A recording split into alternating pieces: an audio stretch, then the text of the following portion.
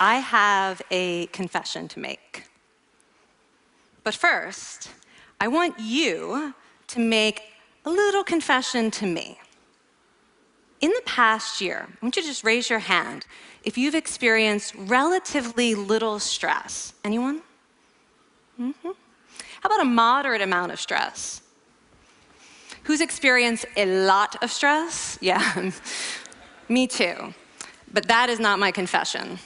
My confession is this: I'm a health psychologist, and my mission is to help people be happier and healthier. But I fear that something I've been teaching for the last 10 years is doing more harm than good, and it has to do with stress. For years, I've been telling people stress makes you sick. It increases the risk of everything from the common cold to cardiovascular disease. Basically, I've turned stress into the enemy. But I've changed my mind about stress. And today, I want to change yours. Let me start with the study that made me rethink my whole approach to stress. This study tracked 30,000 adults in the United States for 8 years. And they started by asking people, how much stress have you experienced in the last year? They also asked, do you believe that stress is harmful for your health? And then they used public death records to find out who died. Okay, some bad news first. People who experienced a lot of stress in the previous year had a 43% increased risk of dying. But that was only true for the people who also believed that stress is harmful for your health. People who experienced a lot of stress but did not view stress as harmful were no more likely to die. In fact, they had the lowest risk of dying of anyone in the study, including people who had relatively little stress. Now, the researchers estimated that over the 8 years they were tracking deaths, 182,000 Americans died prematurely, not from stress, but from the belief that stress is bad for you. That is over 20,000 deaths a year. Now, if that estimate is correct, that would make believing stress is bad for you the 15th largest cause of death in the United States last year, killing more people than skin cancer, HIV, AIDS, and homicide. You can see why this study freaked me out. Here I've been spending so much energy telling people stress is bad for your health. So this study got me wondering, can changing how you think about stress make you healthier? And here the science says yes. When you change your mind about stress, you can change your body's response to stress. Now, to explain how this works, I want you all to pretend that you are participants in a study designed to stress you out. It's called the social stress test.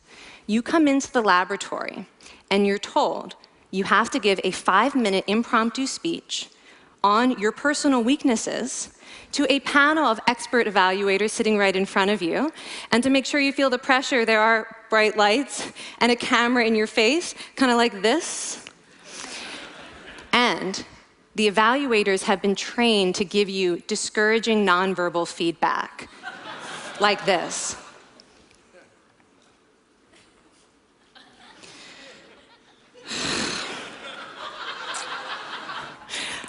Now that you're sufficiently demoralized, time for part 2, a math test. And unbeknownst to you, the experimenter has been trained to harass you during it. Now, we're going to all do this together. It's going to be fun. For me. Okay. I want you all to count backwards from 996 in increments of 7. You're going to do this out loud as fast as you can, starting with 996. Go. Go faster. Faster, please. You're going too slow. Stop, stop, stop, stop. That guy made a mistake. We're going to have to start all over again. You're not very good at this, are you? Okay, so you get the idea. Now, if you were actually in this study, you'd probably be a little stressed out. Your heart might be pounding, you might be breathing faster, maybe breaking out into a sweat. And normally, we interpret these physical changes as anxiety or signs that we aren't coping very well with the pressure. But what if you viewed them instead as signs that your body was energized, was preparing you to meet this challenge? Now, that is exactly what participants were told in a study conducted at Harvard University. Before they went through the social stress test, they were taught to rethink their stress response as helpful. That pounding heart is preparing you for action. If you're breathing faster, it's no problem. It's getting more oxygen to your brain. And participants who learned to view the stress response as helpful for their performance, well, they were less stressed out, less anxious, more confident. But the most fascinating finding to me was how their physical stress response changed. Now, in a typical stress response, your heart rate goes up and your blood vessels constrict like this. And this is one of the reasons that chronic stress is sometimes associated with cardiovascular disease. It's not really healthy to be in this state all the time. But in the study, when participants viewed their stress response as helpful, their blood vessels stayed relaxed like this. Their heart was still pounding, but this is a much healthier cardiovascular profile. It actually looks a lot like what happens in moments of joy and courage. Over a lifetime of stressful experiences, this one biological change could be the difference between a stress-induced heart attack at age 50 and living well into your 90s. And this is really what the new science of stress reveals, that how you think about stress matters. So my goal as a health psychologist has changed. I no longer want to get rid of your stress. I want to make you better at stress. And we just did a little intervention. If you raised your hand and said you'd had a lot of stress in the last year, we could have saved your life. Because hopefully the next time your heart is pounding from stress, you're going to remember this talk, and you're going to think to yourself, this is my body helping me rise to this challenge. And when you view stress in that way, your body believes you, and your stress response becomes healthier. Now, I said I have over a decade of demonizing stress to redeem myself from. So we are going to do one more intervention. I want to tell you about one of the most underappreciated aspects of the stress response. And the idea is this: stress makes you social. To understand this side of stress, we need to talk about a hormone, oxytocin. And I know oxytocin has already gotten as much hype as a hormone can get. It even has its own cute nickname, the cuddle hormone, because it's released when you hug someone. But this is a very small part of what oxytocin is involved in. Oxytocin is a neurohormone. It fine-tunes your brain's social instincts. It primes you to do things that strengthen close relationships. Oxytocin makes you crave physical contact with your friends and family. It enhances your empathy. It even makes you more willing to help and support the people you care about. Some people have even suggested we should snort oxytocin to become more compassionate and caring. But here's what most people don't understand about oxytocin. It's a stress hormone. Your pituitary gland pumps this stuff out as part of the stress response. It's as much a part of your stress response as the adrenaline that makes your heart pound. And when oxytocin is released in the stress response, it is motivating you to seek support. Your biological stress response is nudging you to tell someone how you feel instead of bottling it up. Your stress response wants to make sure you notice when someone else in your life is struggling so that you can support each other. When life is difficult, your stress response wants you to be surrounded by people who care about you. Okay, so how is knowing this side of stress going to make you healthier? Well, oxytocin doesn't only act on your brain, it also acts on your body. And one of its main roles in your body is to protect your cardiovascular system from the effects of stress. It's a natural anti-inflammatory. It also helps your blood vessels stay relaxed during stress. But my favorite effect on the body is actually on the heart. Your heart has receptors for this hormone. And oxytocin helps heart cells regenerate and heal from any stress-induced damage. This stress hormone strengthens your heart. And the cool thing is that all of these physical benefits of oxytocin are enhanced by social contact and social support. So when you reach out to others under stress, either to seek support or to help someone else, you release more of this hormone, your stress response becomes healthier, and you actually recover faster from stress.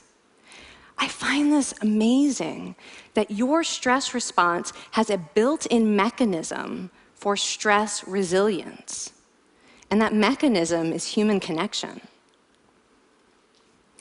I want to finish by telling you about one more study. And listen up, because this study could also save a life. This study tracked about 1,000 adults in the United States, and they ranged in age from 34 to 93. And they started the study by asking, how much stress have you experienced in the last year? They also asked, how much time have you spent helping out friends, neighbors, people in your community? And then they used public records for the next 5 years to find out who died. Okay, so the bad news first. For every major stressful life experience, like financial difficulties or family crisis, that increased the risk of dying by 30%. But, and I hope you are expecting a but by now, but that wasn't true for everyone. People who spent time caring for others showed absolutely no stress-related increase in dying, 0. Caring created resilience. And so we see once again that the harmful effects of stress on your health are not inevitable. How you think and how you act can transform your experience of stress. When you choose to view your stress response as helpful, you create the biology of courage. And when you choose to connect with others under stress, you can create resilience. Now, I wouldn't necessarily ask for more stressful experiences in my life, but this science has given me a whole new appreciation for stress. Stress gives us access to our hearts. The compassionate heart that finds joy and meaning in connecting with others. And yes, your pounding physical heart working so hard to give you strength and energy.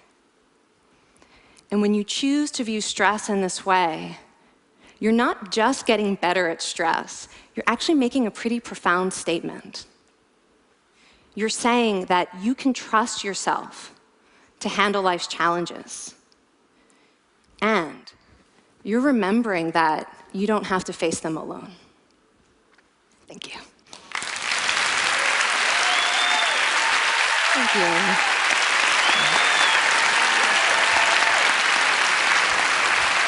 I mean, this is kind of amazing what you're telling us. It seems amazing to me that a belief about stress can make so much difference to someone's life expectancy.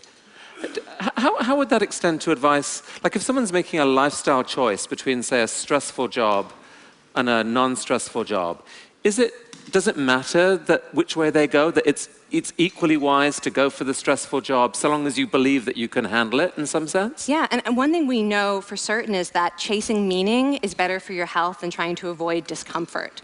And so I would say that's really the best way to make decisions, is go after what it is that creates meaning in your life, and then trust yourself to handle the stress that follows. Thank you so much, Kelly. Thank you. It's really cool.